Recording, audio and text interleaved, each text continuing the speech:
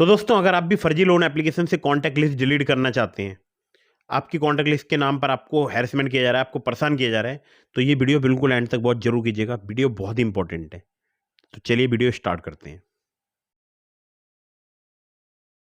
नमस्कार दोस्तों, मेरा नाम अभिषेक है। आप देख रहे हैं आपका अपना चैनल सेटलमेंट टीवी। अगर अभी तक आपने चैनल को सब्सक्राइब नहीं किया तो नीचे आपको सब्सक्राइब बटन दिखाई दे रहा होगा, उसको प्रेस कर लीजिएगा। उसके बगल में एक बेल आइकन भी होता है, उसको भी प्रेस कीजिएगा, जिससे कि मैं कोई भी वीडियो डालूं सबसे पहले नोटिफिकेशन आपके पास पहुंच जाए।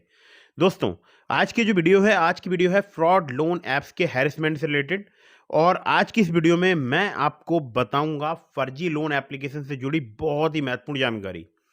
अगर आपको कोई फर्जी लोन एप्लीकेशन की तरफ से धमकी मिल रही है, या आपको किसी भी प्रकार से आपके गंदे फोटो बनाकर वायरल करने की धमकी मिल रही है, किसी भी प्रकार से आपको अगर फर्जी लोन एप्लीकेशन के रिकवरी एजेंट परेशान कर रहे हैं, आपसे रीपेमेंट की डिमांड कर रहे हैं, तो आपको इनकी धमकियों से नहीं डरना है। आपको करना है एक काम, और वो एक काम क्या है, वो बहुत ही ज़्यादा ज़रूरी बात है जो कि आपको समझनी है। वो मैं आपको बताऊंगा वीडियो में आगे। लेकिन आज की वीडियो देखने के बाद आपकी 100% प्रॉब्लम सॉल्व हो सकती है। 100% मतलब आपको लोन नहीं चुकाना पड़ेगा। उसके बाद अगर वो आपको प्रताड़ित करेंगे तो प्रताड़ित भी नहीं कर पाएंगे। तो ऐसा क्या तरीका आज मैं आपको बताने वाला हूँ। बहुत ही ये वीडियो इंपॉर्टेंट है, इसलिए वीडियो बिल्कुल एंड तक वॉच करते रहिएगा। तो सबसे पहले आपको बताता हूँ कि जो फर्जी लोन एप्लीकेशंस होते हैं, ये कौन से एप्लीकेशंस होते हैं।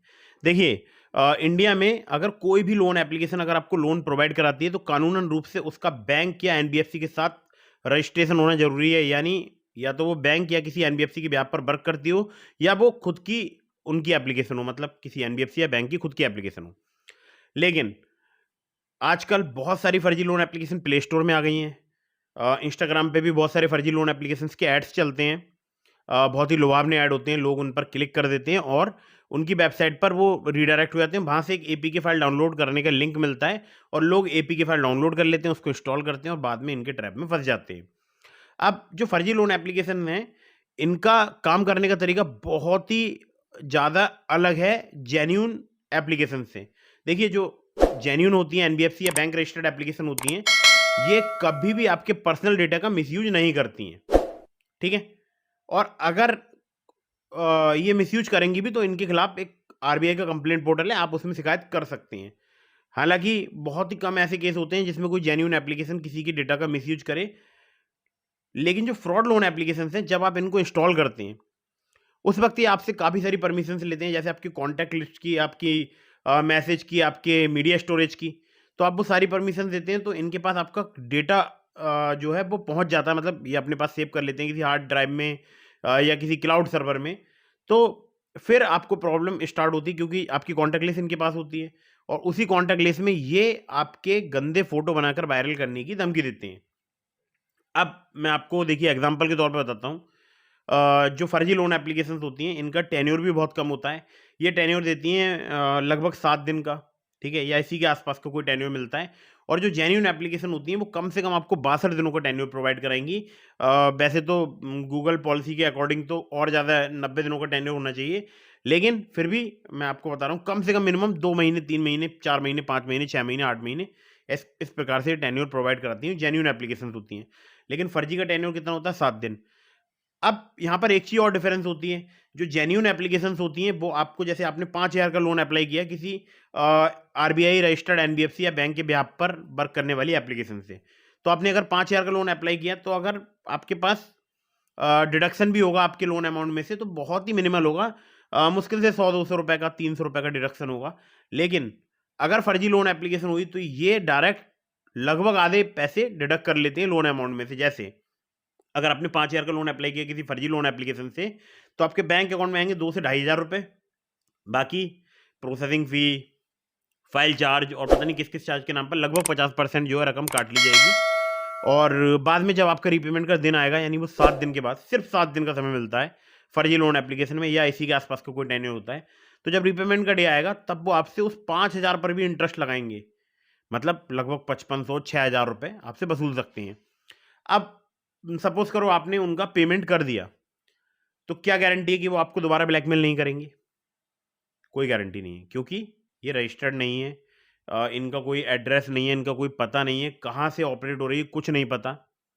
तो हमेशा मैं बोलता हूँ कि किसी भी फर्जी लोन एप्लीकेशन का आपको रीपेमेंट नहीं करना चाहिए, और जितनी जेन्युइन एनबीएफसी या बैंक रजिस्टर्ड एप्लीकेशन है इनका समय पर पेमेंट करना चाहिए।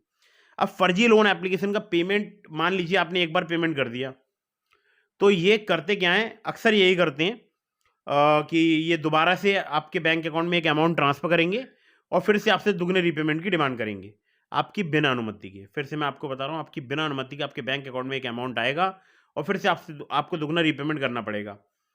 किसी किसी केस में मैंने ऐसा देखा है, कभी किसी को कोई अमाउंट प्राप्त ही नहीं हुआ, सिर्फ उन्होंने एप्लीकेशन को इंस्टॉल किया था, इंस्टॉल करके उसमें लॉगिन किया था और अपना आधार कार्ड पैन कार्ड दिया था और लोन अप्लाई नहीं किया था, और फिर भी उनके बैंक अकाउंट में भी कोई पैसा नहीं आया और उनको लोन चुकाना पड़ रहा है। उनको ब्लैकमेल कर रहे हैं, हैरेसमेंट कर रहे हैं बहुत ज़्यादा। तो ऐसा हो जाता है, अक्सर होता है। लेकिन मैं हमेशा ये बोलता हूँ कि जैसे ही आपको पता लगे एप्लीकेशन 7 दिन वाली है, एनबीएफसी या बैंक इनकी कोई भी नहीं है, फर्जी एप्लीकेशन है, इनका लोन सिविल में शो नहीं होता है, तो आपको ऐसी किसी भी एप्लीकेशन का रीपेमेंट नहीं करना है। मैं यहाँ पर ट्रांस यूनियन सिविल की बात कर रहा हूँ, मैं फिर से बता रहा हूँ, ये सिविल स्कोर मैं बता रहा हूँ आपको यहाँ पर, वो ट्रांस यूनियन का बता रहा हूँ, ठीक है? तो इनका लोन सिविल में शो करेगा नहीं। जब आप इनसे loan agreement letter, sanction letter मांगेंगे फर्जी लोन एप्लीकेशन से, तो ये आपको प्रोवाइड नहीं कराएंगे, या प्रोवाइड भी कराएंगे तो वो लोन एप्लीकेशन लेटर या सैंक्शन लेटर भी फर्जी होगा। तो जाहिर सी बात है कि भाई जब फर्जी loan agreement letter, sanction letter होगा, तो उस पर जो एनबीएफसी का नाम लिखा होगा वो भी फर्जी तरीके से लिखा होगा, या किसी फर्जी एनबीएफसी का नाम लिख दिया होगा, ठीक है? तो ये इनको पहचानने के कुछ तरीके हैं। अगर आपको ब्लैकमेल किया जा रहा है, हैरेसमेंट किया जा रहा है, तो बहुत ज़्यादा चांसेस हैं कि वो जो लोन एप्लीकेशन होगी वो फ्रॉड होगी, ठीक है? अब बताता हूँ आपको सीधे मुद्दे की बात, यानी इनसे आप कैसे बच सकते हैं बिना रीपेमेंट किए। तो देखिए, मैं आपको एक बहुत ही पहले कॉमन बात बता दूँ, अगर आप इनसे लोन अप्लाई करते हैं, आपने इनसे लोन ले लिया है, तो छठे दिन आपके पास कॉल आना स्टार्ट हो जाती है। मतलब 5वें छठे दिन से ये कॉल करना स्टार्ट कर देते हैं, और इनके जो रिकवरी एजेंट है वो काफ़ी बदतमीज़ी से बात करते हैं, बहुत ज़्यादा हैरेसमेंट करते हैं। आपको क्या करना है, आपको करना है एक बहुत ही सिंपल काम। आपको इनकी पुलिस कंप्लेंट रजिस्टर करानी है near by cyber crime police station में, हर जिला मुख्यालय पे होता है। आप पता कर लीजिएगा, जो भी आपकी नियर बाई पुलिस स्टेशन है वहाँ पर जाइएगा, पता कीजिएगा कि साइबर क्राइम पुलिस स्टेशन कहाँ है, तो वो आपको बता देंगे। अगर आपके ज़िले में साइबर क्राइम पुलिस स्टेशन नहीं, वैसे तो होता है, लेकिन अगर नहीं है, तब आप उस नियर बाई पुलिस स्टेशन में भी कंप्लेंट रजिस्टर करा सकते हैं, ठीक है? कंप्लेंट में आपको सारी बातें लिखवानी है, जो भी आपके साथ में घटना घटित हो रही है वो सारी लिखवानी है आपको। जैसे कि अगर आपके साथ में आपको हैरेसमेंट किया जा रहा है तो वो आपको लिखवाना है, या आपको अभी पता लगा है कि लोन एप्लीकेशन फ्रॉड है, फर्जी है, तो वो भी आपको लिखवा देना है। लेकिन एक लाइन आपको ज़रूर लिखवानी है, वो ये कि मुझे डर है कि ये लोग मेरे आधार कार्ड, पैन कार्ड का मिसयूज़ कर सकते हैं। कौन? फ्रॉड लोन एप्लीकेशन वाले, ठीक है? ये लाइन ज़रूर ऐड कराइएगा, या इस प्रकार से लिखवाइएगा कि मुझे डर है कि ये लोग मेरे आधार कार्ड, पैन कार्ड, केवाईसी, मेरे फ़ोटो का मिसयूज़ कर सकते हैं, ठीक है? जिससे इन फ्यूचर अगर ये आपके आधार कार्ड, पैन कार्ड, केवाईसी का मिसयूज़ करें, तो आपके पास एक प्रूफ़ हो। जो भी संबंधित एजेंसी आपको बुलाए, मान लीजिए आपके नाम से किसी ने जीएसटी रजिस्टर करा ली किसी फर्जी लोन एप्लीकेशन ने, तो जीएसटी डिपार्टमेंट अगर आपको मैसेज करता है, कॉल करता है उनका कोई भी अधिकारी, तो आप वहाँ जाएँ और उस कंप्लेंट की कॉपी आप दिखाएँ कि देखिए मैंने इस संबंध में कंप्लेंट रजिस्टर कराई थी, हो सकता है इन्हीं लोगों ने मेरे साथ में फ्रॉड किया हो। तो इससे आपको काफ़ी हद तक प्रोटेक्शन मिलेगी। मैं जहाँ तक जानता हूँ कि जो फर्जी लोन एप्लीकेशंस होती हैं, इनका काम करने का तरीका बहुत ही स्ट्रिक्ट होता है। ये सिर्फ़ आपकी कॉन्टैक्ट लिस्ट को फ़ोकस करते हैं। आपकी कॉन्टैक्ट लिस्ट में आपके गंदे फ़ोटो बनाकर वायरल करने की आपको धमकी देते हैं और उसी से वसूली करते हैं। तो क्यों ना हम इनका ये रास्ता ही ब्लॉक कर दें। रास्ता कैसे ब्लॉक होगा? जब आप पुलिस कंप्लेंट रजिस्टर करा लेंगे, उसके बाद आप अपनी पूरी कॉन्टैक्ट में सबको सूचित करेंगे कि देखिए आपके साथ में एक हो गया ऑनलाइन फ्रॉड। ये आपको बताना है अपनी पूरी कॉन्टैक्ट लिस्ट में सभी लोगों के लिए, और आपने उसकी पुलिस कंप्लेंट रजिस्टर करा दी है। कंप्लेंट की कॉपी अपने व्हाट्सएप स्टेटस पर लगाइए, 1 बाय 1 करके। अगर आप सबको भेज सकते हैं, तो भेज दीजिए, क्योंकि एक बार में अब बहुत सारे लोगों को तो मैसेज आता नहीं है। तो कंप्लेंट की कॉपी भेज दीजिए सबके पास, और सबको बोल दीजिए कि अपनी जो डीपी है उसको प्राइवेट कर दें। क्योंकि कभी-कभी मैंने अक्सर ऐसा देखा है, जो फर्जी लोन एप्लीकेशन है ये गंदे फ़ोटो बनाते हैं। उसमें आपकी जैसे आप अगर मेल हैं, तो आपके जो कॉन्टैक्ट लिस्ट में कोई फीमेल है तो उसका फ़ोटो उसकी व्हाट्सएप डीपी से उठाकर और वहाँ पर पेस्ट कर देते हैं, और फिर उसको वायरल करने की धमकियाँ देते हैं, जिससे काफ़ी लोग पैनिक हो जाते हैं, पैनिक की कंडीशन में आ जाते हैं, काफ़ी लोग परेशान हो जाते हैं। ठीक है? अब बात आती है कि आपने जो भी बातें बताई हैं, ठीक है, ये हमने कर लिया, तो क्या इसके बाद कॉल्स आना बंद हो जाएँगे? जैसे आपने अपनी कॉन्टैक्ट लिस्ट में भी बता दिया, सबको पर्सनली कॉल भी कर दिया कॉन्टैक्ट लिस्ट में, आपने अपनी कंप्लेंट की कॉपी भी लगा दी व्हाट्सएप स्टेटस पर, तो क्या इनकी ये कॉल्स वगैरह आना बंद हो जाएँगी? क्या इनका हैरेसमेंट रुक जाएगा? तो मेरा जवाब है कि हाँ, रुक जाएगा। कैसे रुकेगा बताता हूँ। देखिए, ये क्या करेंगे, ये 1-2 दिन तक आपकी कॉन्टैक्ट लिस्ट में कॉल या मैसेज करेंगे, और जब आपकी कॉन्टैक्ट लिस्ट में सबको पता होगा कि आपके साथ में हो गया है स्कैम, फ्रॉड, और आप जब भी वो कंप्लेंट की कॉपी लगाएँ तो उसके साथ में एक स्टेटस पर और बात लिख दें या सबको बता दें कि देखिए, अगर आपके पास मुझसे संबंधित कोई भी कॉल या मैसेज आता है और कोई भी मेरे बारे में कोई जानकारी लेने की कोशिश करता है, तो उसको कोई भी जानकारी आपको नहीं देनी है। ठीक है? मना कर देना, आप मुझे नहीं जानते हैं। तो इससे होगा क्या, 1-2 दिन इनके रिकवरी एजेंट कॉल करेंगे और उनको नाकामी हासिल होगी। फिर करेंगे आपके किसी कॉन्टैक्ट लिस्ट में कॉल। वो लोग भी बोलेंगे कि भई हम तो जानते नहीं हैं ऐसा कोई, ऐसे किसी नाम के व्यक्ति को। ठीक है? तो उसके बाद इनके रिकवरी एजेंट फिर 1 आध दिन कॉल कर सकते हैं। फिर उनको 10-15 दिन बाद याद आएगा कि हाँ, एक शख्स से हमें रिकवर करना है। तो फिर कॉल करेंगे आपकी कॉन्टैक्ट लिस्ट में, लेकिन उनको नाकामी हासिल होगी उससे। लेकिन एक बात ध्यान रखिएगा, अपना नंबर स्विच ऑफ करना है आपको और अपना व्हाट्सएप परमानेंट बंद करना है 1.5 महीने के लिए। परमानेंट बंद करने का मतलब समझ रहे हो आप? आपको कोई भी मैसेज अगर करे व्हाट्सएप पर तो वो सिंगल चेक मार्क आना चाहिए, डबल चेक मार्क नहीं आए। ध्यान रखिएगा इस बात का। बहुत सारे लोग गलती क्या करते हैं, डबल चेक मार्क आ जाता है उनके उस पर, मतलब मैसेज डिलीवर्ड दिखा देता है, मतलब मैसेज जो है डबल चेक मार्क का मतलब होता है मैसेज डिलीवर्ड हो गया, और डबल चेक मार्क अगर ब्लू हो गया तो मैसेज सीन हो गया, और सिंगल चेक मार्क का मतलब होता है मैसेज डिलीवर्ड ही नहीं हुआ। तो जब भी इनके रिकवरी एजेंट आपको मैसेज करें व्हाट्सएप पर, तो सिंगल चेक मार्क आना चाहिए, यानी आप व्हाट्सएप बंद कर दो उस नंबर से। उस नंबर को ही बंद कर दो। परमानेंट बंद कर सकते हो, बहुत ही अच्छी बात है। अगर आपका वो नंबर कहीं लगा है किसी बैंक वगैरह में, तो फिर 1 से 1.5 महीने तो आपको नंबर बंद करना है। हाँ, लेकिन बीच-बीच में आपको कॉल्स करनी है, मैसेजेज़ वगैरह करने हैं अपने नंबर्स वगैरह पे, जिससे आपका नंबर चालू रहे। कुछ देर के लिए सिम डालिएगा, 1-2 मिनट के लिए, कहीं पर एक कॉल कनेक्ट कर लिया, रिचार्ज वगैरह करते रहे, जिससे आपका नंबर लैप्स ना हो, ठीक है? सिर्फ़ आपको इतना करना है। और अगर आप कॉन्टैक्ट लिस्ट डिलीट करना चाहते हैं, तो उसके लिए मैं आपको बता दूँ, एक ट्रिक है। अगर वो ट्रिक वर्क कर गई तो आपकी कॉन्टैक्ट लिस्ट वहाँ से डिलीट हो जाएगी।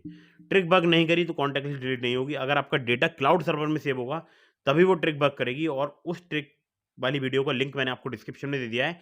How to delete contact list from loan apps, link description में है। ठीक है? तो कॉन्टैक्ट लिस्ट आपकी रिमूव हो सकती है। अगर एक बार रिमूव हो गई आपकी कॉन्टैक्ट लिस्ट, तो फिर मज़े ही मज़े हैं, ठीक है? तो वीडियो ज़रूर वॉच कीजिएगा, और बिल्कुल इनसे घबराइए मत, डरिए मत। 1 से 1.5 महीने नंबर बंद रखिए और टेंशन फ्री होकर रहिए। किसी भी फर्जी लोन एप्लीकेशन का लोन चुकाने की ज़रूरत नहीं है। इनका लोन सिविल वगैरह में शो होता नहीं है, और अगर आपके सिविल में कोई लोन शो हो रहा है, जिस लोन के बारे में आप नहीं जानते, अनिवज्ञ हैं, मतलब आपको पता ही नहीं है कि ये लोन कैसे शो हो रहा है सिविल में, उसका सिविल डिस्प्यूट फाइल ज़रूर करें, ठीक है? इस पर वीडियो चाहते हैं लॉन्ग फॉर्मेट में, तो कम से कम 20 कमेंट कीजिए, तब मैं इस पर वीडियो बनाऊँगा लॉन्ग फॉर्मेट में, कि सिविल में अगर कोई भी लोन आपके शो हो रहा है जो कि आपने कभी लिया ही नहीं था, उसको कैसे रिमूव कराते हैं, ठीक है? तो उम्मीद करता हूँ वीडियो आपको पसंद आई होगी। अगर आपको वीडियो पसंद आई हो तो कर दीजिएगा इसको लाइक। अगर आपने अभी तक हमारे टेलीग्राम चैनल को ज्वाइन नहीं किया, ज्वाइन कर लीजिएगा। अगर आप मुझसे कॉल पर बात करना चाहते हैं, चैनल की मेंबरशिप आप ज्वाइन करके डायरेक्टली मुझसे कॉल पर भी बात कर सकते हैं। इंस्टाग्राम पर मुझे फॉलो करके डीएम करके भी आप मुझसे इंस्टाग्राम पर डीएम के थ्रू बात कर सकते हैं। लेकिन वहाँ पर मैं बहुत कम रिप्लाई दे पाता हूँ। हालाँकि बहुत सारे रिप्लाई दे भी देता हूँ, बहुत सारे रिप्लाई रह भी जाते हैं, और क्योंकि समय का अभाव रहता है, तो ज़ाहिर-सी बात है हर किसी का रिप्लाई देना संभव नहीं है। ठीक है? टेलीग्राम चैनल ज़रूर जॉइन कीजिएगा, लिंक डिस्क्रिप्शन में है। वीडियो अगर आपको पसंद आई हो तो कर दीजिएगा लाइक, अपने दोस्तों के साथ शेयर कर दीजिएगा। जितने भी ग्रुप हैं आपके फ़ोन में, उन सभी में इस वीडियो को शेयर कर दीजिए, और मिलता हूँ फिर किसी इंटरेस्टिंग वीडियो में, फिर किसी इंटरेस्टिंग टॉपिक के साथ। वीडियो कर दीजिएगा लाइक, चैनल को कर दीजिएगा सब्सक्राइब। जय हिंद, वंदे मातरम।